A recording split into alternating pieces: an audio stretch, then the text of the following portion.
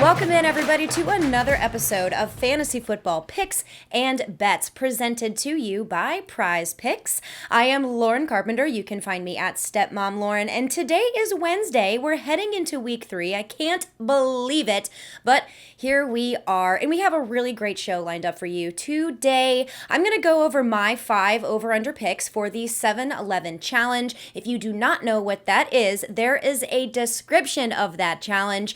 The promo contest, if you will, that is in the description of this video. I kind of sort of got that right. For anyone who's watched my videos, I usually totally mess that up, so we're just going to go with it. And this is presented by PrizePicks and the 7-11 challenges on PrizePicks. If you have not signed up for PrizePicks yet, what are you waiting for? Go over to prizepicks.com, use the promo code MMN, and that gets your deposit of up to $100 matched. It's free money. You can play any way you want or get involved in the 7-11 challenge or do both. And it's very simple to play along with us here at Mayo Media Net. You just pick 5 over-unders and just make sure that you do not include a Monday night game. Those are ineligible for the contest. But change your bet amount to $7.11. That is how PrizePicks is going to be following along. They're going to be making sure that your picks are counted. We do have one contender right now, Alan W., who has had a perfect 2 weeks with 5 out of 5 both weeks, 10 out of 10. So we'll see if he can get 15 out of 15. That's right, because every Monday evening you will see me going over that leaderboard. So without further ado, let's go ahead and jump right into what my 5 over-under picks are. And I'm not super confident about these, okay? I will just throw that out there right now, because after I went ahead and I looked at all the players and I submitted my entries and I thought, oh my gosh, I think I have 3 players that are playing in the Thursday night game. Now, that's not horrible, especially because I really like the matchup. But if you do have a player that's in your Thursday, you're locked in. So you can't make any changes and you can't really wait until Thursday. So, in reality, it may be a little bit better just to wait, but I did not. And I really, really, really liked the matchups here between the Panthers and the Houston Texans. So let me just go over what mine are really quick. We'll go ahead and put that picture up there on the screen for you so you can follow along. I have Brandon Cooks. Okay, I understand Davis Mills is going to be the starting quarterback, but I have him at over just 5.5 receptions. He is their main wide receiver here. So if Davis Mills wants to survive, he's going to be targeting Brandon Cook, so I like that. I also have the over on Teddy Bridgewater because Courtland Sutton is now fully back and he's great. He's that alpha wide receiver. I love it. So I have him at over 255.5 passing yards. I also have Christian McCaffrey here at over 5.5 receptions. That one is a little risky because I think week 1 he had 9, week 2 I think he had 5. So that could be a little scary, but Houston's defense is okay, and I believe that Sam Darnold is going to need to dump it off, and that person is going to be to Christian McCaffrey. I also have Keenan Allen here at over 82.5 receiving yards. I really like this matchup this week, so that's why I'm hitting the over for Keenan Allen. And then speaking of Sam Darnold, I have him at over only 6.5 rushing yards. So, yeah, I really liked that one. I thought that was kind of soft. Now watch me get 0 out of 5. I did not get 0 out of 5 last week like Pat Mayo did. I only got 1 out of 5. It was a pretty crazy week when you look at injuries and all of those things that happened. But that is my 7-11 challenge entry with my 5 over-under picks. Remember to set that amount to $7.11 so that PrizePicks can track it. And also remember, if you haven't signed up, you can still play along. We have plenty of people that are at 0 in this contest. So you can go ahead and sign up. Make sure you use that promo code MMN to get your deposit of up to $100 matched. And it's a ton of fun. But what's not a lot of fun are injuries. And like I alluded to just a little bit ago, we had several injury concerns, injury issues, all sorts of things that happened in week 2. So let's jump right into these before we head on to your streamers and dumpster dives as we head into week 3. So the biggest news here that I think is quite interesting is that Andy Dalton for the Bears is still dealing with this bone bruise issue, and Matt Nagy has confirmed that it is Justin Fields who will be starting. So whether or not Andy Dalton gets this starting job back is going to be rather interesting.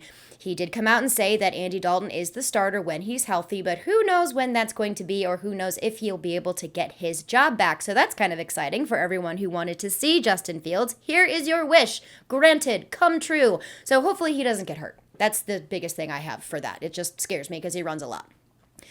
Also on the quarterback train here, we have Tua Tagovailoa. Brian Flores has announced that Tua has fractured his ribs. They underwent more testing after the initial scans or whatever it is that they did came up negative, but it turns out that he does have fractured ribs. He is out. Jacoby Brissett is in. Fire up your Vegas Raiders defense. That's all I have to say about that, because I'll talk about them a little bit later in the show as well. But, that's not great for any of the wide receivers for the Dolphins. So I'm fading them this week for sure. Still sticking with the quarterback train here. Tyrod Taylor. He is on IR. So it's going to be Davis Mills, speaking of streaming defenses. And also, interesting note here, wide receiver Nico Collins is also on IR. All right, so yikes. Yes, one more on the quarterback side. I just wanted to make sure I got all those quarterbacks taken care of. Ben Roethlisberger is likely to play, even though he's dealing with a pec injury to his left side. So it's not his throwing side.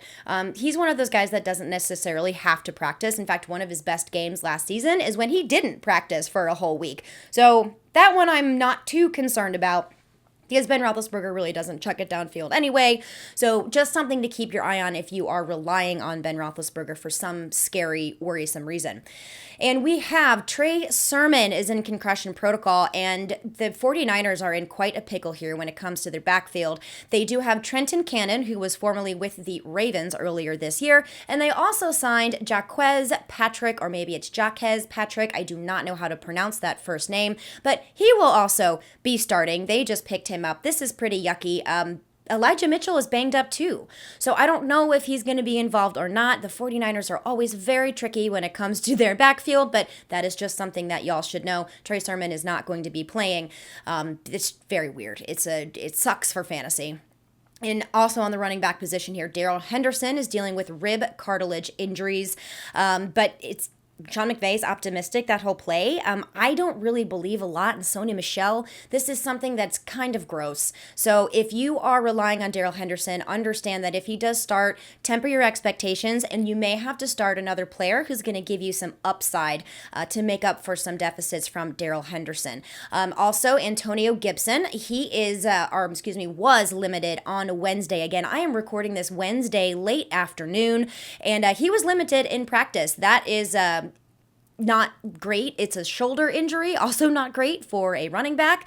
So J.D. McKissic is probably going to see even more usage, especially when it comes to his passing down work. So if you've got J.D. McKissic, or if he's available, he might be someone that you swoop up, because he's probably going to get a lot of looks this week. And then on some interesting note here, Zach Ertz tested positive for COVID-19. He is vaccinated. So he has a shot to play this weekend as long as he has 2 negative tests within, or I think 24 hours separated from each other. There's so many rules that go into this.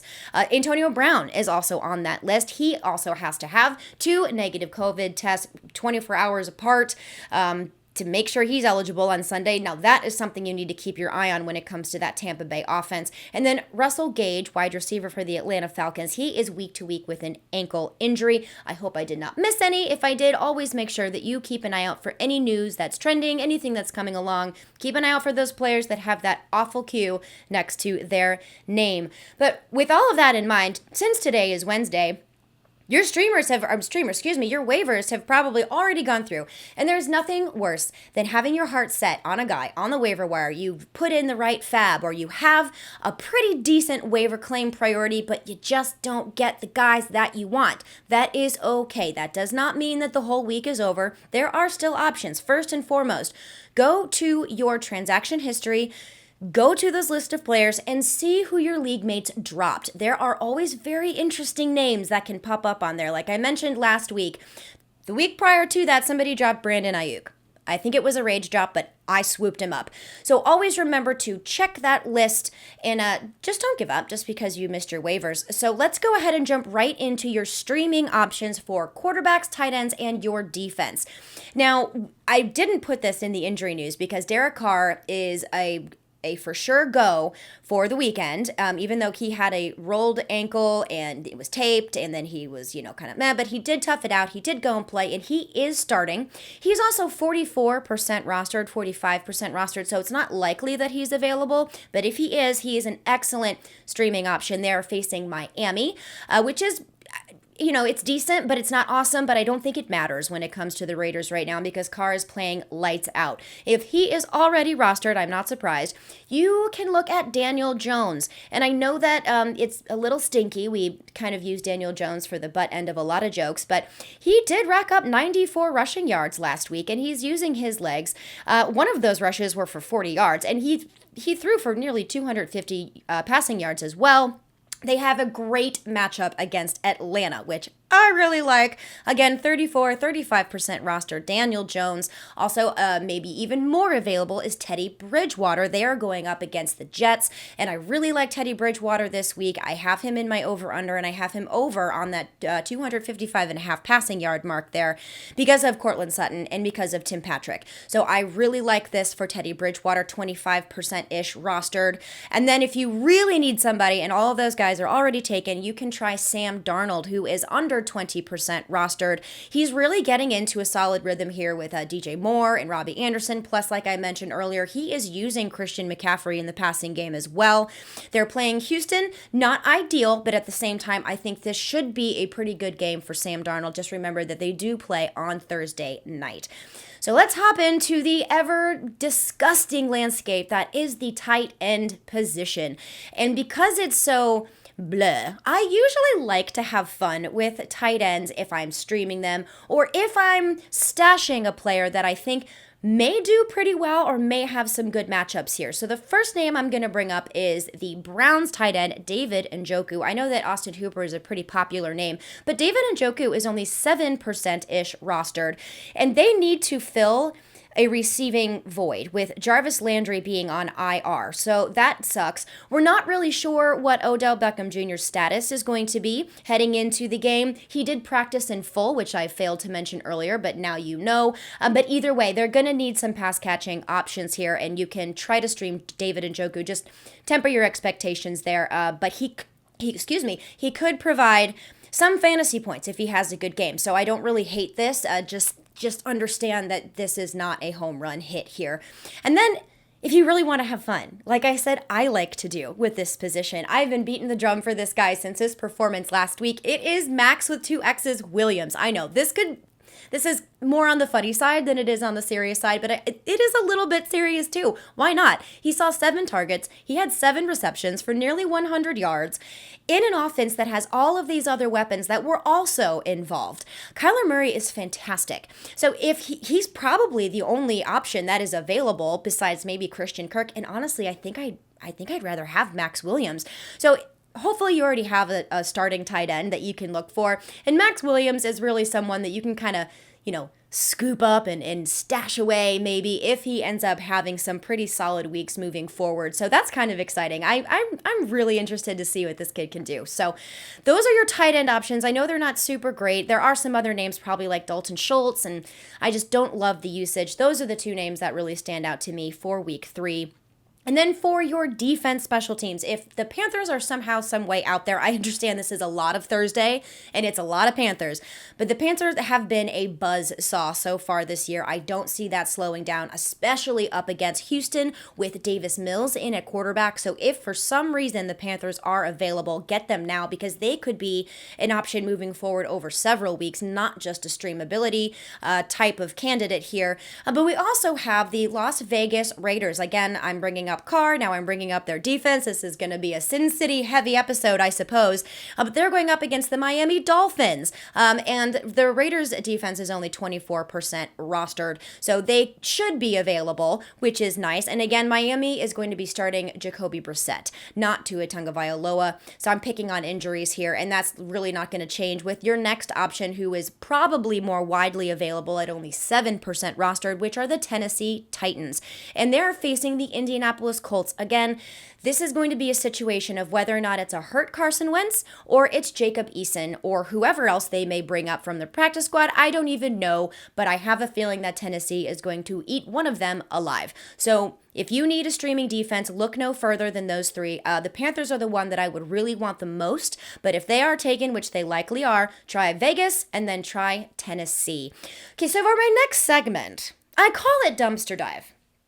But I feel remiss in calling it Dumpster Dive because there are actually some pretty interesting names on here that I like, and I don't feel that it's too trashy because that's kind of what we want to call the Dumpster Dive as you're digging into the garbage. And I actually kind of like these names. So maybe I should think of a new name for this segment, but Dumpster Dive has kind of a fun ring to it. But let's hop right in. Like I mentioned,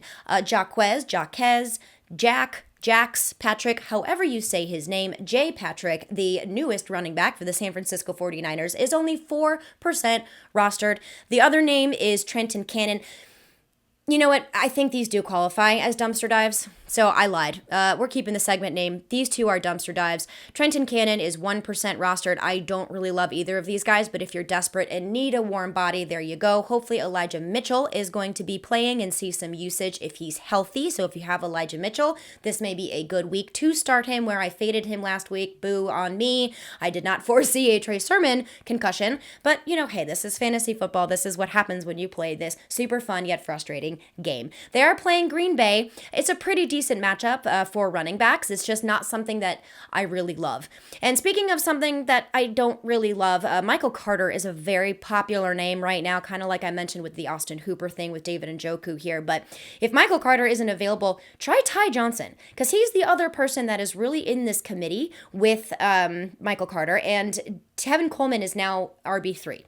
So the Tevin Coleman experiment did not go very far. That is okay, because Ty Johnson is someone that you could look to. Again, his work is mostly in between the 20s. I don't like the goal line opportunity here, but again, he'll be a warm body that's starting and will be on the field if you are desperate. They are playing Denver, which is a very tough matchup. So I hope there are some other options that you have and you already have established your running back depth. If not, you may want to try trading for a running back. And that's really what the theme is going to be moving forward for the rest of the season, is that it will be very rare if there is a good running back that's available, not only after waivers or before waivers, but after waivers run too. So the running backs are the true dumpster dives. I guess it's the wide receivers that I don't want to call dumpster dives, because I really like all of these guys, and I have several of them for you to take a look at.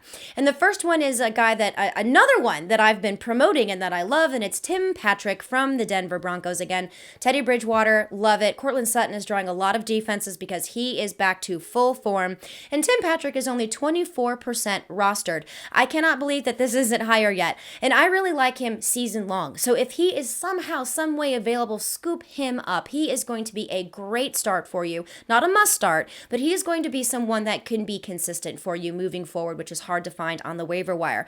Another guy that I believe, free agency, since today is Wednesday and waivers have already cleared. That's always fun too. Like right when you pick it up, you don't have to worry about the suspense overnight and waiting. If you got him, you can just add him right onto your squad. I love that. Another one that could fall into this category is the Vikings' new wide receiver, KJ Osborne. I believe this is moving more towards being a trend of his involvement in this offense as opposed to a fluke. He has seen double-digit targets so far in 2021. He also has a touchdown, and Kirk Cousins is starting to trust him, and he's leaning on him, and he's getting involved in an offense that has superstar Justin Jefferson and Adam Thielen, and yet he's still getting those looks. So I like that. KJ Osborne, he was only like 9% rostered as of Tuesday, but now he's 20% rostered, so people are starting to catch on. But still, 80% available? I kind of like that. And I do like picking up KJ Osborne as a long-term, season-long option as well. Another guy that is seeing a lot of targets here that somehow is just getting overlooked, and I don't say somehow because I know why he's getting overlooked, but it's Hunter Renfrow from the Raiders. See, another Sin City player here. He is only 8% rostered. In week 1, he had 9 targets for 6 receptions and 70 yards. Week 2, last week, he had 7 targets, 5 receptions, and 57 yards. That is volume. in an offense that, your first love is Darren Waller. I like this. He gets overlooked because of Henry Ruggs, and Henry Ruggs is that big, flashy, sexy play, long bombs downfield, and those are the ones that we like to watch when we're watching football. And the boring dinks and dunks and, moving the chains goes to Hunter Renfrow. But if you need a body that's going to be able to provide you with at least a semi-safe floor, you can try Hunter Renfrow, because it's only a matter of time before one of those many targets is in the end zone. And I believe Hunter Renfrow can get it done. He's very reliable and somehow only 8% rostered. That's just beyond me. And then to move a little bit more away from safety here, a big playability guy here that is not getting a lot of love is Gabriel Davis from the Buffalo Bills. He put up a big fat goose egg last week, but he had a really good game week 1, and that week 1 game could have been even better. He had 5 targets, but only 2 receptions. One of them was a touchdown, which was great. But that 5 receptions is what I like, because that means Josh Allen is looking in his direction. Now, I understand that did not happen in week 2, which will lead me into my warning here about Gabriel Davis, that he is a boom or bust player. So just be aware of that. He's a high upside guy, but he's very volatile as well. He is available in a lot of places. We're talking probably 95% available. So if you need someone like that, or if you want someone like that, look no further than Gabriel Davis. All right, I'm going to hop into a question that I've been getting. Normally, I will field several questions here, but I've gotten so many questions about this player that I feel the need to answer this now. And, maybe I'll go into another player that kind of fits the same description as well. But I get so many questions here from the mailbag, if you will, about George Kittle and whether or not you should be trading him away. A, no. And if you should be worried, B, no. This is an unprecedented year where we have an extended season of 18 weeks. George Kittle has an injury history, so the 49ers, who also have an injury history, they're cursed. They are going to try to keep George Kittle as healthy as possible for as long as humanly possible. So that means that his snap counts may have dropped by about, I want to say 10 to 12% since, he's been this superstar. That's okay, because when it matters down the line, George Kittle is going to be there for you, and he's going to be healthy for you, as opposed to just, I need these points now, and then he gets hurt, and then you don't have him at all for the last 6 or 7 weeks of the season. So have a little bit of faith in George Kittle. Relax.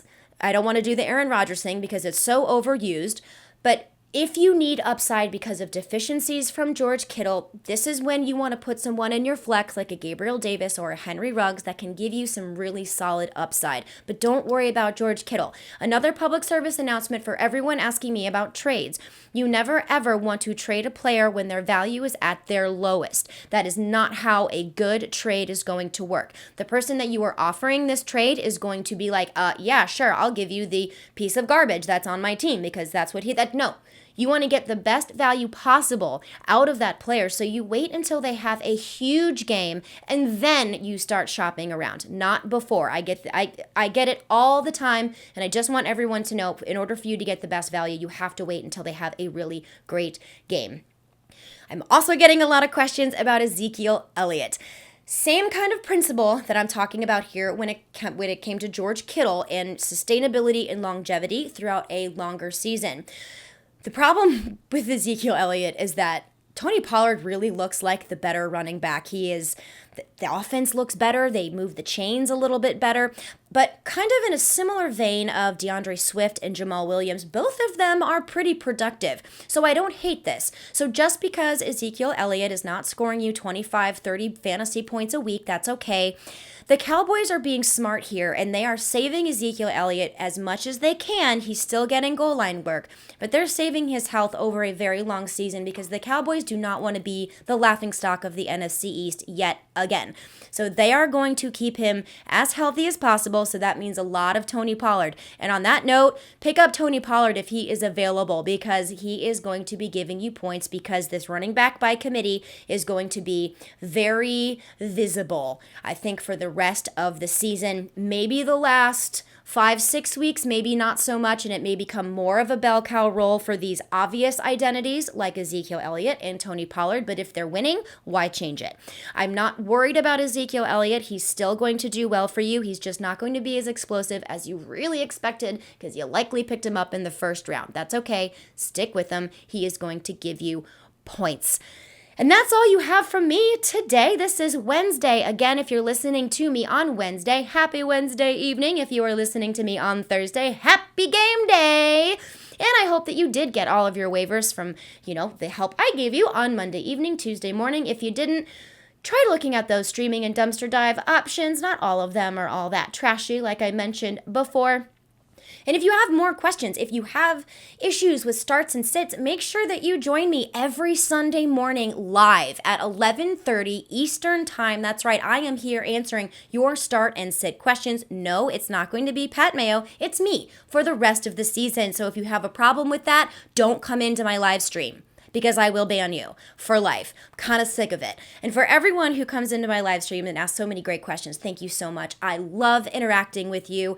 It's a ton of fun. And we also have a lot of content coming out to you every single day from Mayo MediaNet. So make sure you have liked this video, please, because I'm a little narcissistic like that. And also make sure you subscribe to the YouTube channel so you don't miss out on any of that content. In fact, we have our boy Griff, who's coming out with his prize picks, his breakdowns, his DraftKings for that Thursday game, which is so exciting because we're heading into week 3. I can't believe it's real football. So exciting. And also remember, please sign up for PrizePicks.com, promo code MMN. There's also a link in the description of this video that takes you right there. See, look, I got it right this time. Yay, me. Oh man, good luck everybody. I hope you get those players that you absolutely want and need for your team. And I will see you on Sunday morning. Please come and say hi.